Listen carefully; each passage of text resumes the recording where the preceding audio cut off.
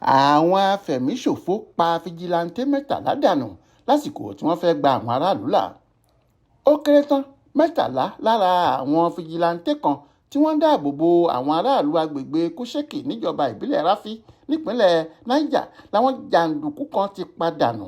Bẹ́ẹ̀ ni wọ́n sì tún jí ọ̀gọ̀rọ̀ àwọn aráàlú náà gbé sá lọ lákòókò tí wọ́n lọ kógun jà wọ́n lọ́jọ́ àbámẹ́ta sátidé ọjọ́ 10 oṣù kẹfà ọdún yìí. Aláròyé gbọ́ pé ṣé làwọn jàǹdùkú náà tí wọ́n pọ̀ dáadáa ya bo àwọn aráàlú náà lójijì. Gbàrà tí wọ́n ti wọnú ìlú náà ni wọ́n ti yìnbọn fún gbogbo ẹni tí wọ́n bá rí. Èyí ló mú kí àwọn Fijilante náà kọ́kọ́ kojú wọn fún nǹkan bíi wákàtí kan. Lásìkò tí wọ́n kojú ìbọn síra wọn yìí ni wọ́n pa Mẹtala nínú àwọn Fijilante ọ̀hún nípakúpa.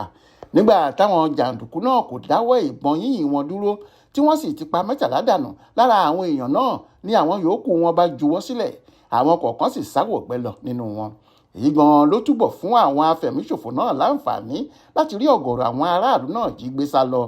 Ọ̀kan lára àwọn Fijilante náà torí kó yọ lọ́wọ́ ikú òjijì ṣàlàyé fáwọn oníròyìn pé lójijì ni o, ní nǹkan bíi aago 2 òru làwọn jàǹdùkú náà ya wọnú ìlú wa.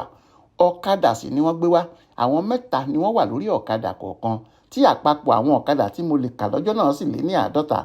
Mi ò mọ ibi tí wọ́n ti rí irú ìbọn ìgbàlódé tí wọ́n fi dojú ìjà kọ wá bẹ́ẹ̀. Alápàápàá gbìyànjú nígbà tá a kọ́kọ́ kojú wọn, ṣùgbọ́n wọ́n kápá wa pátápátá, wọ́n sì pa Mẹtala dànù lára wa. Nígbà táwa yòókù rí i pé àwọn jàǹdùkú náà kò dáwọ́ ìbọn yínyìn ọwọ́ wọn dúró, la bá juwọ́ sílẹ̀ fún wọn, táwọn kọ̀ọ̀kan nínú wa sì sáwọ̀gbẹ́ lọ. Alága ìjọba ìbílẹ̀ Ráfí, Alhaji Usman Ayuba, tó fìdí ìṣẹ̀lẹ̀ náà múlẹ̀ sọ pé òun ti gbọ́ sí kinní ọ̀hún o, ìbànújẹ́ ńlá sì ni, ṣùgbọ́n òun kò lè sọ iye ẹ̀mí tàbí iye aráàlú tí wọ́n jí gbé lákòókò tó ń bá àwọn oníròyìn sọ̀rọ̀ yìí. Adéwálé Adéoyè ló ṣàkójọpọ̀ ìròyìn ọ̀hún fún Aláròyé online television.